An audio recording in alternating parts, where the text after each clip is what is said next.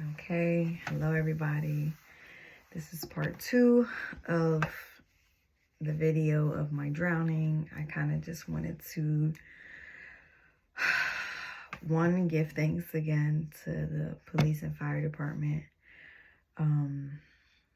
Honestly, because if it wasn't for you guys, my kids wouldn't have had the experience that they had in a lighter way. If it wasn't for you guys, they wouldn't. I don't think they would have felt the light the way they did, because you guys kind of helped that tragedy not be so heavy because of your light in your heart. They got to experience just light. I won't ever forget the joy that they had from being around you guys and being at the fire department, and you guys making them feel welcomed and trying to make sure they are okay, and look for things to make them feel comfortable, and going out your way and grabbing diapers for Ezekiel, and working with Elias to get the information that you guys needed in order to even figure out who I was, and kind of put the puzzle pieces together, and have patience with all three of them, and finding out what Edmund likes. And I won't ever forget that as a mom. I really feel like that was such a relief for me to hear. And I will forever be grateful for that, because you guys made my kids feel at home when they were going through something that was hard, that could be hard, it's traumatic, and you guys made it easier for them. So I'm grateful for that. But I wanted to kind of talk about my experience while I was at the hospital, and then my experience from what I was told and what I can remember from what happened when I was out in the water. So I wanted to address what limbo and what my heaven was like, and what my hell was like, because heaven and hell do exist. And I've experienced, I know it wasn't heaven, but it was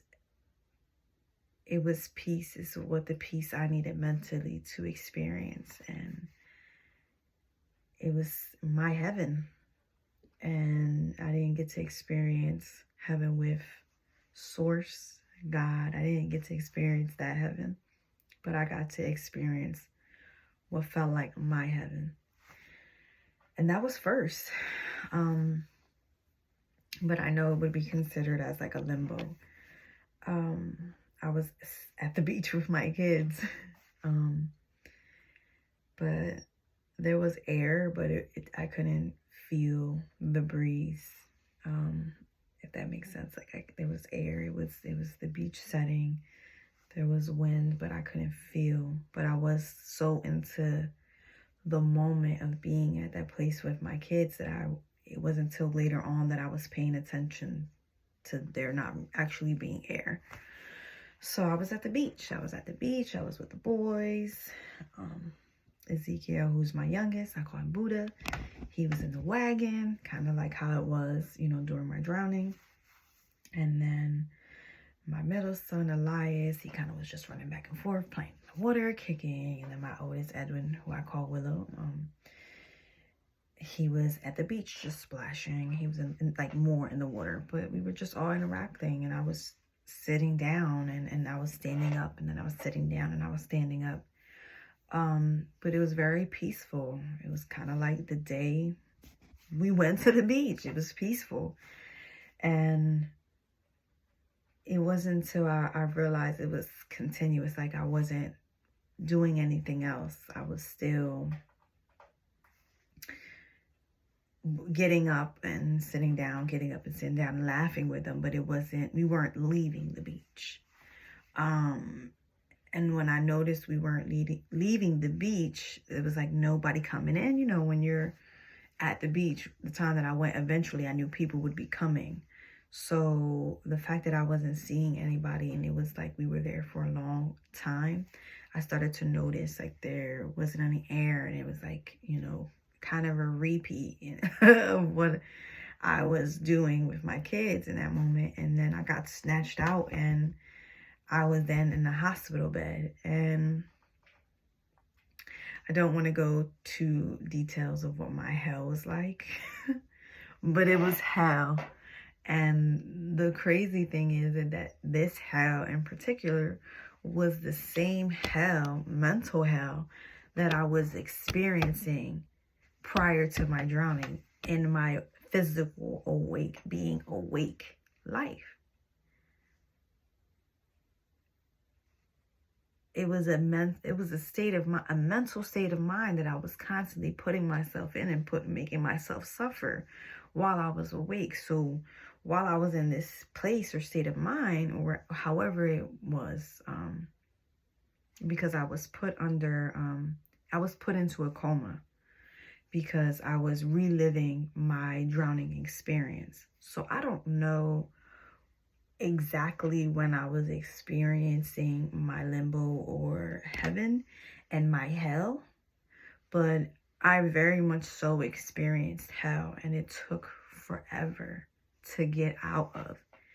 And there was so much physical pain. It went from being like at peace, but knowing something wasn't right, to then being taken away and getting something that I had to face and experience, and I didn't have the ability to get out of.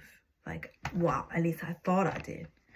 I was in bed, and the torture of my hell, what was being brought to me, I couldn't speak up for myself, but I was fighting, and I'm like, I couldn't speak. I just couldn't speak. No words could come out. I had to sit and listen, and I was just sitting still, and I couldn't move. I was just like, and I could feel,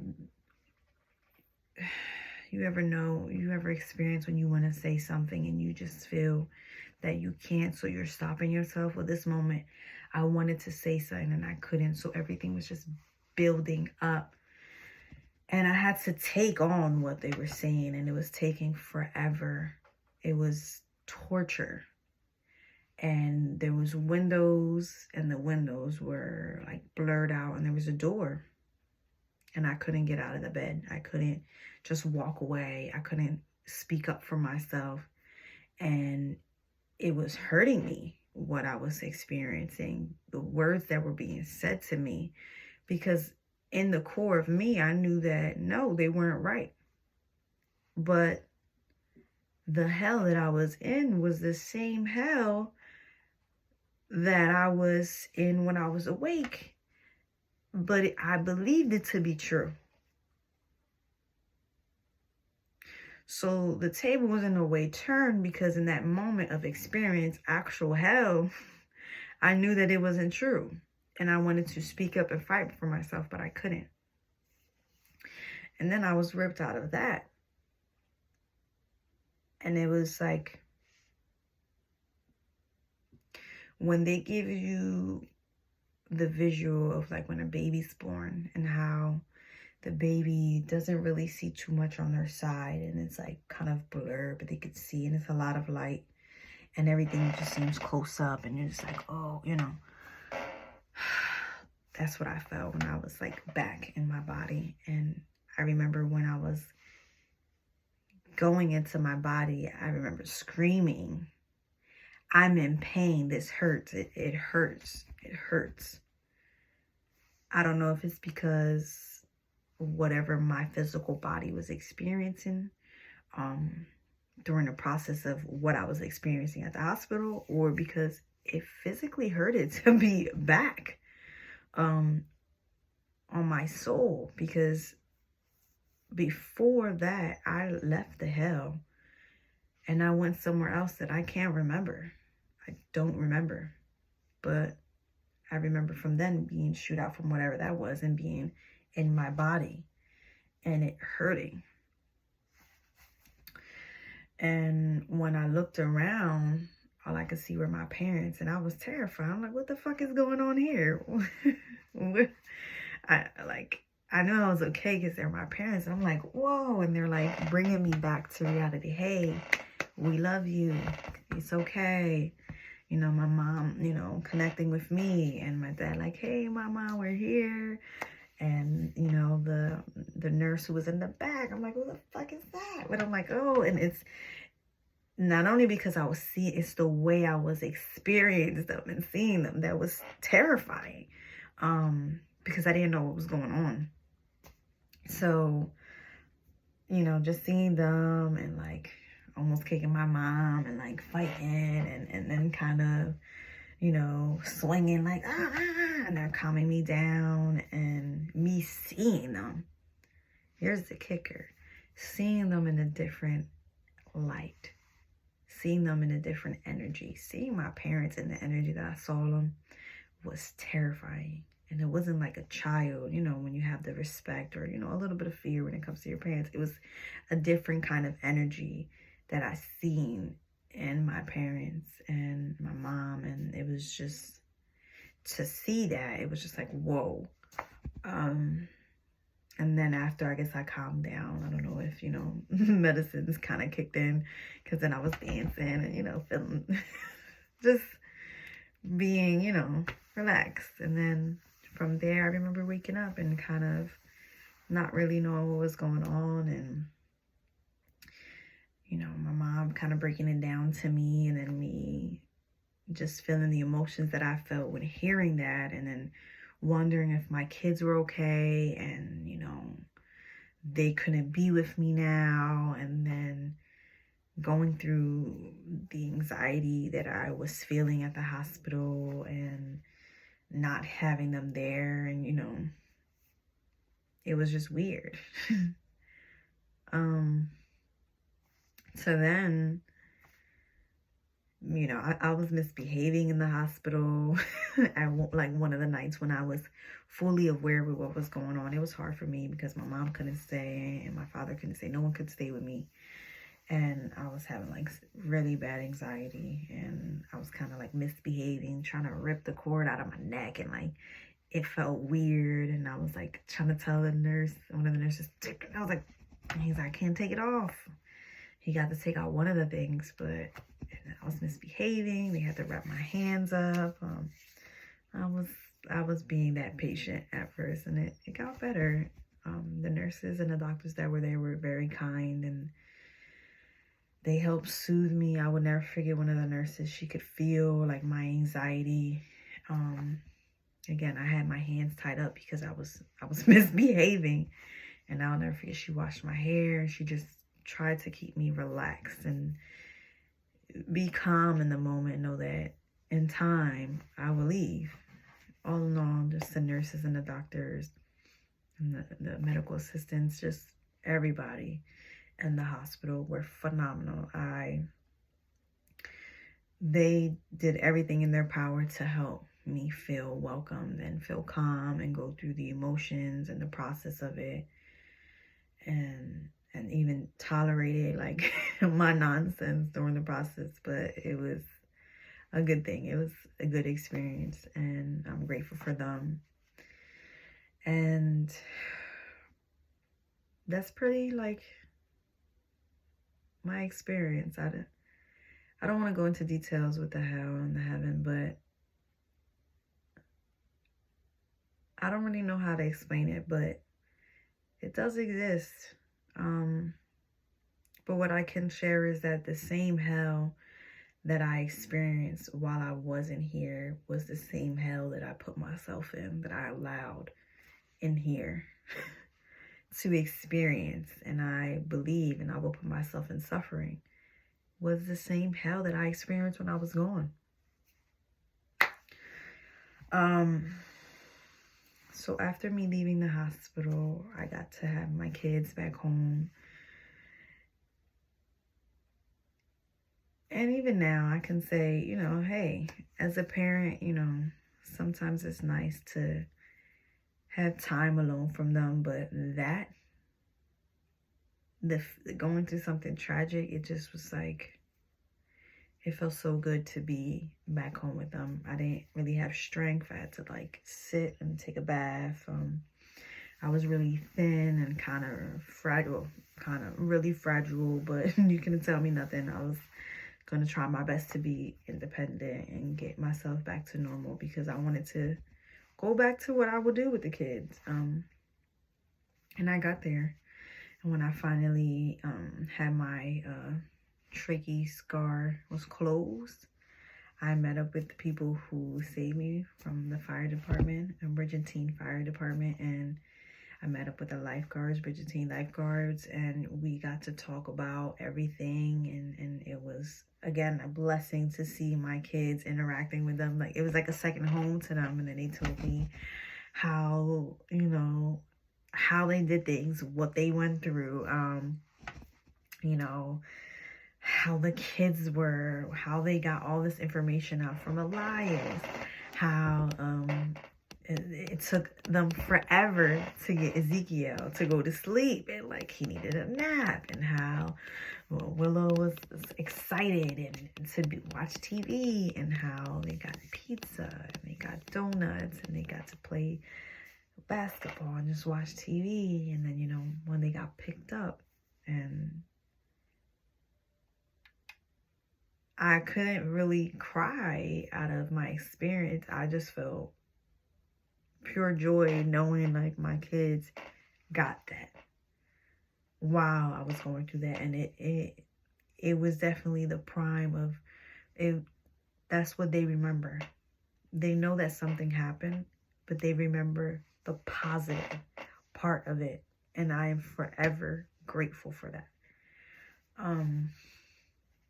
But after, you know, talking and kind of experience and seeing what the kids felt, I was then, you know, told what happened. And again,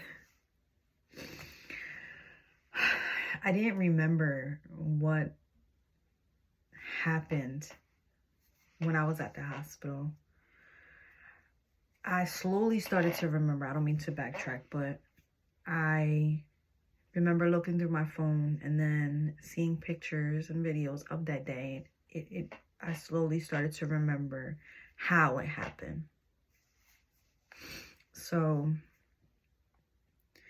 before I, you know, go and say, I'm like jumping, but before, you know, they told me what happened, I remembered like when I was coming back and I had to deal with those emotions that came with it. I remember, you know, Buddha being right here in the wagon, and he had his book, and then Elias was right here towards the sand, and he was playing splashing. He didn't go too deep in, but Willow was more in the water, and I remember seeing the waves getting a bit stronger, so I called him back, and he wasn't coming back. So I remember just dropping what I had and going in.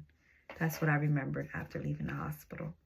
And then I remember everything kind of just going blank. So when I spoke with the firefighters and the lifeguards, and they were kind of letting me know what happened, the process of it, it was, you know, the lady came and she went and she got the guy, the runner, who then got the lifeguards. The lifeguards came. I can't remember if it was a jet ski or a boat. I think it was a jet ski. And they had, you know, the whatever device you use to save someone. And I was in the water, and I was basically my son's flotation device. I was in the water, like face down, floating, and Willow was holding me by my neck, or like, you know, holding onto me on my neck like this, and he was floating in the water. And we were like far, I don't know how many feet or yard, I don't remember. When they got to him, you know, they were trying to get him off of me, and it was kind of hard. He didn't want to let go, and they got him off, and then they put my body on Again, I don't know the name. And they put my body on there, and then they performed CPR, and it didn't take that much time to kind of get the water out. When they got the water out, I was fighting, and then they had to put me under in some way so that they can take me to the ambulance because I was fighting, and then it went from there. But after hearing that, it was weird. I was driving back, and then I remembered. I didn't remember all of that, like the, getting CPR and then being brought back, but I remember the experience of what I felt in the water. And when I was in the water, I remember having Willow and trying to hold him on this arm and trying to stay up in the water and try to make sure he wasn't inside of the water and not getting, pummeled over, which we were. But I wanted to make sure that he was keeping and getting his breath, and I couldn't hold on anymore. And I remember just looking back and seeing Elias and Ezekiel at the wagon, because before I had went in the water, I remember telling him, you stay right here. And he stood right there. And I just remember feeling tired, and I couldn't hold on. And I'm like, I'm tired. I felt hopeless. And I asked God, please, my kids. If not anything, my kids. And I just felt myself slowly get in the water, and that was it. And long story short, God heard my prayer. God heard my prayer. He did exactly that. My kids, my two youngest, were out of the water, and they were safe. And I was used as a flotation device to keep my oldest safe. So even in that moment of fear and feeling hopeless, God heard me, and he kept my oldest safe. So all in all, this video is kind of long, and that was my experience. And it took me a while to process that, because for a long time I didn't know if it actually happened or if I was tripping. I had to really talk to people about these experiences and knowing that I'm not crazy and that it did happen, and to actually be comfortable and okay to talk about it. And